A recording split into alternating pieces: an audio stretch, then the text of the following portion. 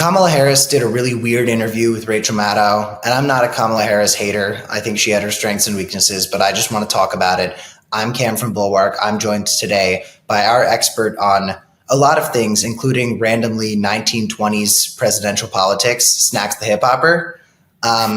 Snacks, Kamala is promoting her new book, 107 Days, about the extremely challenging campaign she had to run with very little preparation and a lot of people in the Biden camp just outright trying to sabotage her.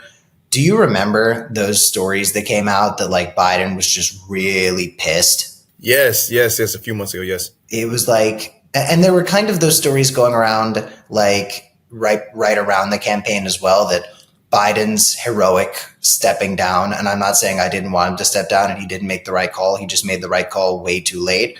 But it was made pretty clear that he was kind of dragged out kicking and screaming, and he felt very betrayed by Obama and Pelosi and George Clooney. I mean, Hunter Biden did an interview where he was ragging on Clooney with Channel 5 News in a very long video I haven't watched all of, but it was very interesting. But Kamala was promoting her book with Rachel Maddow. I've done Rachel Maddow's show High on Weed back in 2018 when I was running March for Our Lives, because I just needed a break. I was dealing with school shooting stuff all day. I was just like, if I just smoke a joint right now, I'll be able to chill out. And then I get a call that's like, hey, we need you on Rachel Maddow in 15 minutes. And I was like, fuck. But I was at a memorial. So I was genuinely crying at the memorial because it was heartbreaking. So my eyes being like red and misty kind of made sense. And I'd like to think I did fairly well. I'm sure you have had instances where you've had to perform publicly in one way or another when you were maybe a little stoned. Of course, but just like Mr. Clinton, sometimes I just puff and don't inhale. Is that something Clinton said? He said, they asked him if he smoked weed. He said, I puffed but did not inhale. Like a cigar? Yeah, left-handed cigarette.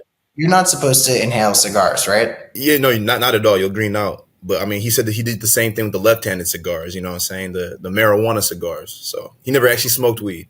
Yeah. Okay, Mr. Clinton. Clinton was too cool to have not smoked weed. And I hate to call somebody who was clearly involved with Jeffrey Epstein cool, but I'm talking about before we knew about Epstein. Clinton, back when he was rolling out the saxophone and turning red states blue. But I want to show you the first clip that was really concerning to me from the Harris interview, because I think one of the problems from the Harris campaign was a lot of word salad and a lot of not straight to the messaging. Let's look at her talking about why she didn't pick Pete Buttigieg, because I think you saw there was an excerpt from the book where she said she just wasn't sure people would support a black and brown woman and a gay man. Let's take a look. If his reaction to that, since this part of the book has come out, if you've had any reflection on that, or I guess I'd ask you to just elaborate on that a little bit. It's hard to hear. Yeah. With you running as, you're the first woman elected vice president. You're a black woman and a South Asian woman elected to that high office, very nearly elected president. To say that he couldn't be on the ticket effectively because he was gay is hard to hear. No. That's not what I said. That he couldn't be on the ticket because he is gay.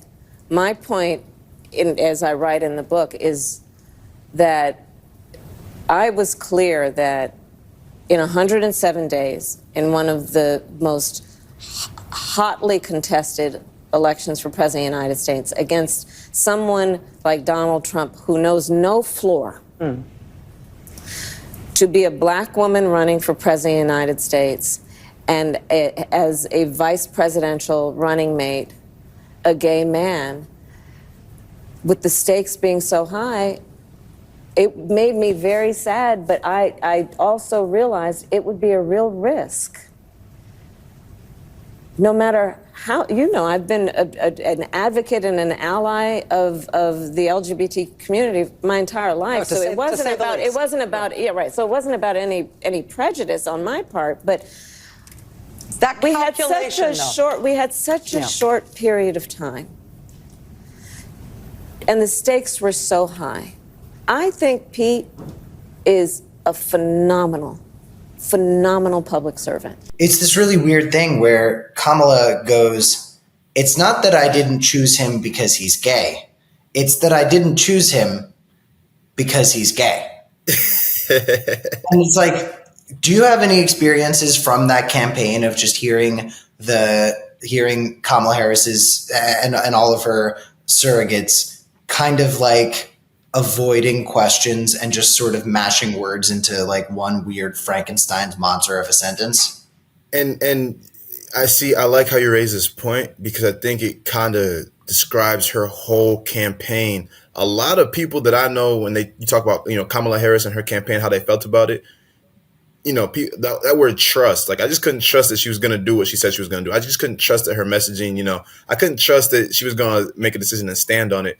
And honestly, that clip right there kind of just shows that, like, yeah, it's not because he's gay, but I just think having a gay and a black person on the same ticket, it's like, Kamala, when they asked you about the weed, you said the same shit too. Like, I don't know if, I don't know if I'm going to free everybody, but I don't think people should be incarcerated for weed crime.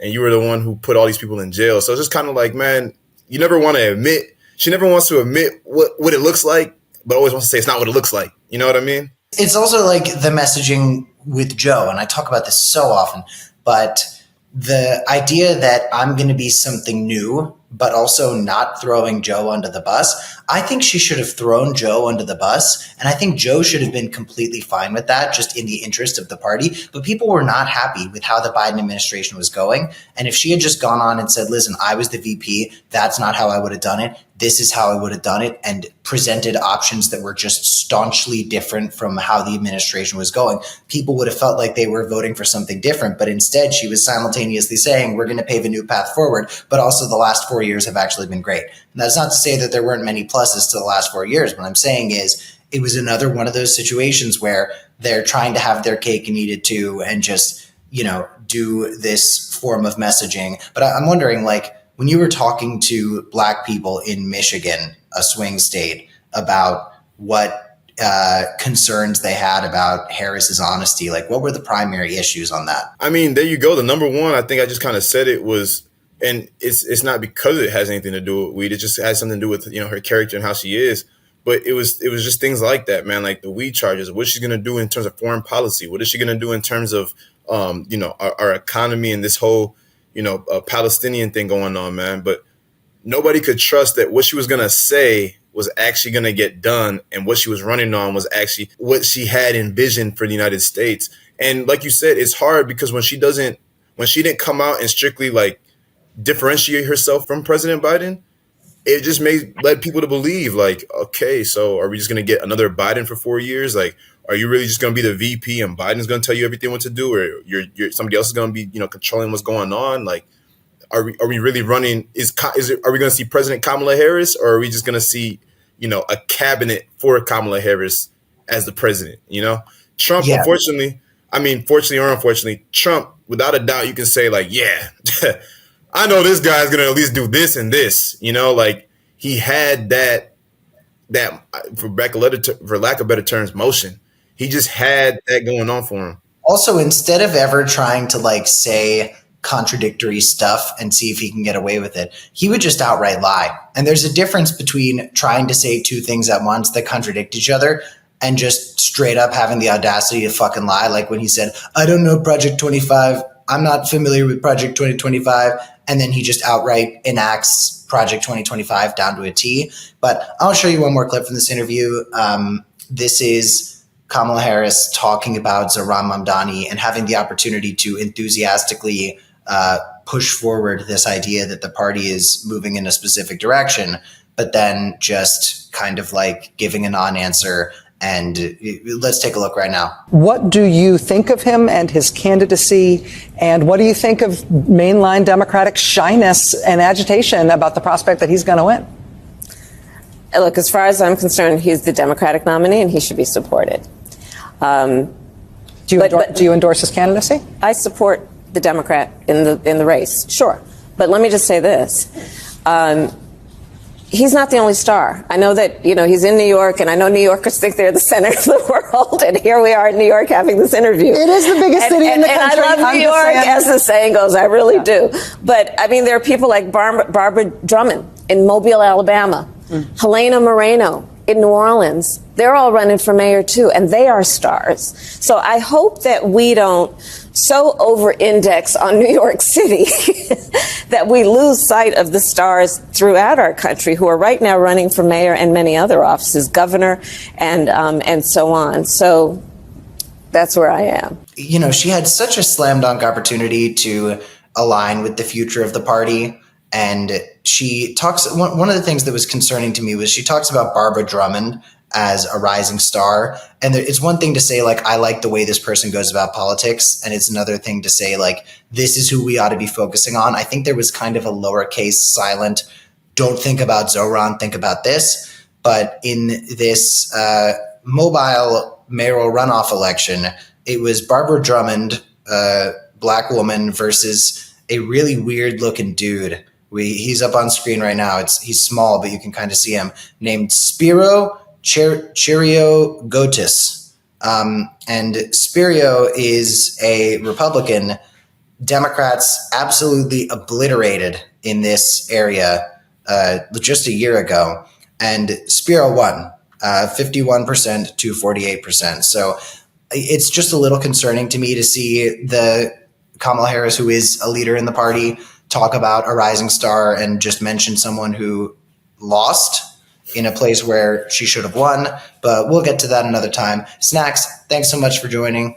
Everybody, let's focus on the people who are winning elections and ask ourselves why. With Bulwark, we're Cam and Snacks. See you all soon.